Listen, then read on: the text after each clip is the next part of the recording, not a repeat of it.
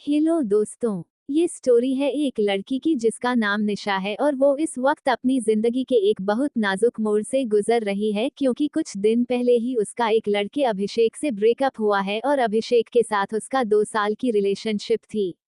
निशा इस वक्त बहुत दुखी है क्योंकि वो अभिषेक से सच्चा प्यार करती थी और उसे ये समझ नहीं आ रहा है कि अभिषेक उसे क्यों छोड़कर जा रहा है। बस अभिषेक ने जाते वक्त इतना कहा कि मैं अब तुम्हारे साथ और नहीं रह सकता हूँ। निशा अपनी जिंदगी के उस मुकाम पर खड़ी है जहां से उसके लिए अब किसी भी लड़के पर ट्रस्ट करना या उससे प्यार करना बहुत मुश्किल होगा। निशा अब उस गम से उभरने की कोशिश कर रही है जो उसे अभिषेक ने दिया है। पर निशा को क्या पता है कि जल्द ही उसकी जिंदगी में एक नया मोड़ आने वाला है जो उसकी इस हालत को पूरी तरह से बदल कर रख देगा। आज निशा की फ्रेंड्स ने उसे इस गम से बाहर लाने के लिए उसके साथ मूवी देखने और शॉपिंग का प्लान बनाया है और उन्होंने निशा को भी किसी तरह से मना लिया है। निशा और उसकी फ्रेंड्स ने डिसाइड किया कि हम पहले मूवी देख लेते हैं और उसके बाद शॉपिंग के लिए चलेंगे। मूवी देखने के बाद निशा और उसकी फ्रेंड्स शॉपिंग के लिए मॉल चली गई और शॉपिंग करने लगी। निशा का शॉपिंग में मन नहीं लग रहा था इसलिए वो मॉल में यूं ही घूम रही थी। तभी निशा अचानक से एक लड़के से टकरा गई। उस लड़के का नाम था राहुल। निशा कहने लगी, सॉरी सॉरी, मेरा ध्यान कहीं और था।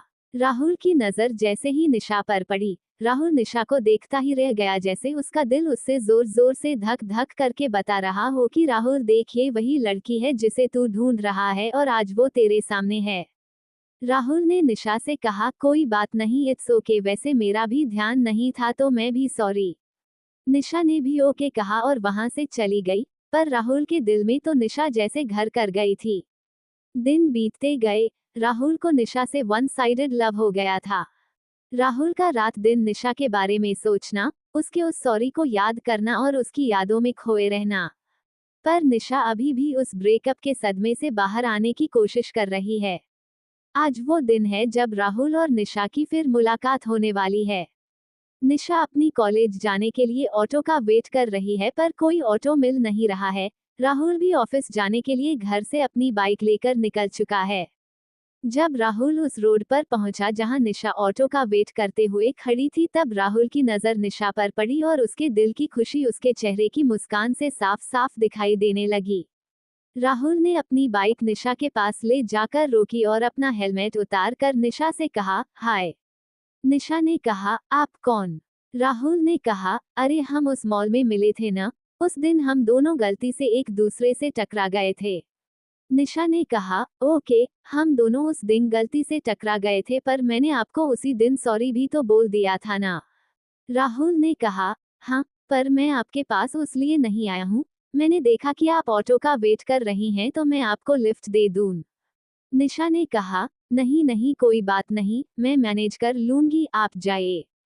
राहुल कहने लगा, देखिए, अभी मॉर्निंग का टाइम है तो सभी अपनी जॉब्स वगैरह पे जा रहे हैं तो आपको जल्दी से ऑटो नहीं मिलेगा, इसलिए मैं आपको छोड़ देता हूँ। निशा सोचने लगी कि क्या मुझे इस लड़के के साथ जाना चाहिए या नहीं। इसी बीच राहुल ने कहा, देखिए, मैं भी अपने ऑफिस जा रहा हूँ और मैं आपको फोर्स नहीं कर रहा हूँ। अगर आपको ठीक लगे तो आप मेरे साथ चल सकती हैं और आपको जहाँ जाना होगा मैं आपको छोड़ दूंगा। निशा ने कहा, ठीक है। और निशा ने अपनी कॉलेज का नाम बताया और कहा, मुझे इस जगह पर जाना है। राहुल ने कहा, ओके। निशा राहुल के पीछे बैठ गई और वो दोनों वहां से चले गए। राहुल ने यूं ही निशा से पूछा, वैसे आपका नाम क्या है? निशा ने कहा, आपको क्या करना है मेरे नाम से?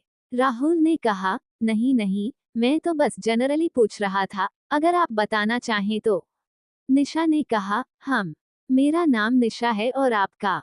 राहुल ने कहा, जी, मेरा नाम राहुल है और मैं एक आईटी कंपनी में जॉब करता हूँ। वैसे आप क्या करती हैं? निशा ने कहा, मैं अभी कॉलेज में अपनी ग्रेजुएशन कर रही हूँ। कुछ देर में निशा का कॉलेज आ गया और निशा ने राहुल से कहा, थैंक यू मुझे लिफ्ट देने के लिए। राहुल ने कहा, कोई बात नहीं।